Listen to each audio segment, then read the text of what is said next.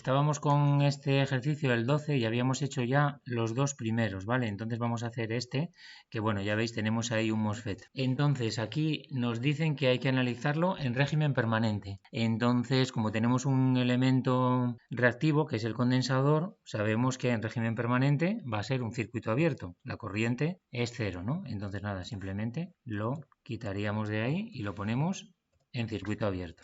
Y aquí tenemos el MOSFET, un diodo Zener, y aquí tenemos las características del MOSFET. Entonces, bueno, lo primero que vemos ya es que la corriente que va a entrar por aquí, por el drenador, la corriente del drenador va a ser cero. ¿Veis? La primero, ¿no? Que la corriente que entra por el drenador es cero claramente. Con lo cual, aquí en las características, fijaros que tenemos corriente de drenador en función de tensión drenador-fuente. Recordar, esto sería la tensión VDS entre drenador y fuente, ¿vale? El drenador es el de arriba, la fuente el de abajo y esta sería la puerta, ¿vale? Puedo ponerlos en este primer ejercicio para recordar un poco, GDS. Entonces ya estaríamos sobre este eje directamente, porque su corriente es cero, ¿vale? Vamos a ver qué más podemos sacar de aquí.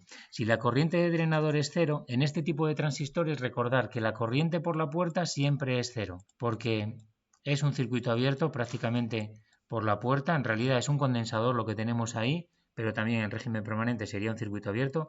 Normalmente el condensador se considera incluso despreciable, muy pequeño, porque suele ser de picofaradios y es muy pequeño, ¿vale? Entonces, bueno, para nosotros normalmente I sub G va a ser igual a cero, salvo en amplificadores, ¿no? Que podamos tener ahí una capacidad. Pero la corriente de continua va a ser siempre cero en los FET en general, con lo cual la corriente es cero y entonces automáticamente ya podemos decir que la corriente de fuente es siempre igual a la corriente de drenador en estos transistores y por lo tanto va a ser cero también, ¿de acuerdo? Aquí nos quedaría un poco la duda de ahora qué tensión tendríamos en VDS y qué tensión tendríamos en el Zener, ¿no? Claro, realmente en VDS, si nosotros tenemos corriente cero, pues tendríamos que estar en algún punto por aquí del eje de tensiones, ¿vale? Nos quedaría saber qué tensión tenemos VGS para poder seleccionar una curva de estas, ¿no? Y bueno, pues determinar finalmente el punto de funcionamiento correcto. Lo que sabemos también es que por el Zener la corriente que está pasando es cero. Y este ejercicio tiene un pequeño truco, porque fijaros, voy a representar aquí la característica del Zener, que sería corriente del diodo, vamos a llamarlo D1 para no confundirlo con el drenador,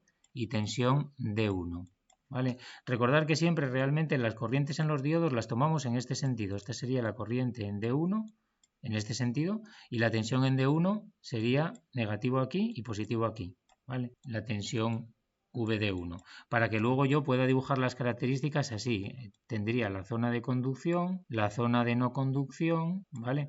Y luego la zona de Zener. Y la tensión Zener, que son menos 4 voltios. ¿Por qué digo que esto tiene un poco de truco? Porque claro, ahora aquí lo que podemos decir es que la corriente por el Zener es cero.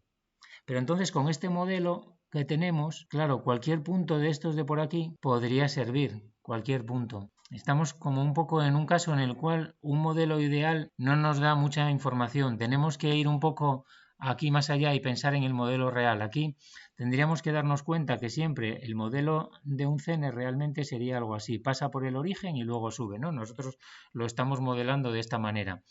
Entonces, en este tipo de ejercicios hay que recordar que si la corriente por el diodo es cero, su tensión también es siempre cero, porque las curvas características pasan por el origen de coordenadas, ¿lo veis?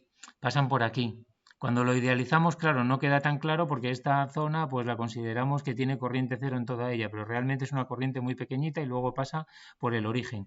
Entonces sí que podríamos decir aquí que la tensión del diodo va a ser cero, ¿de acuerdo? Su corriente es cero y como cualquier diodo, la curva pasa por el origen, a no ser que sea un fotodiodo, que no es el caso, la curva pasa por el origen en cualquier diodo normal, su tensión va a ser también cero. Y entonces ya podemos decir aquí la tensión que yo voy a tener entre G y S, porque si en el Zener tengo tensión cero, pues ya directamente en GS me queda la tensión de 10 voltios. ¿Lo veis, no? Porque sería UGS, sería menos la tensión en el Zener, o más la tensión en el Zener cogida como diodo normal, que es cero, da igual, y luego más 10 voltios. Entonces VGS 10 voltios. Así que estaría sobre esta curva de aquí. Que realmente esto me da igual, porque yo sé que al final estoy sobre esta curva, pero corriente cero. Así que el punto de funcionamiento va a ser este de aquí. En este caso, entonces, podemos decir también que UDS va a ser cero. Y ya solo me quedaría la tensión aquí en el condensador, que van a ser 15 voltios. Y ya con esto quedaría resuelto todo el ejercicio. 0 voltios en el Zener, corriente 0 por el Zener, corriente 0 por el transistor, tensión 0 en el transistor, los 15 voltios caerían en el condensador y la tensión UGS sí que sería 10 voltios. Estaría sobre esta curva en el origen.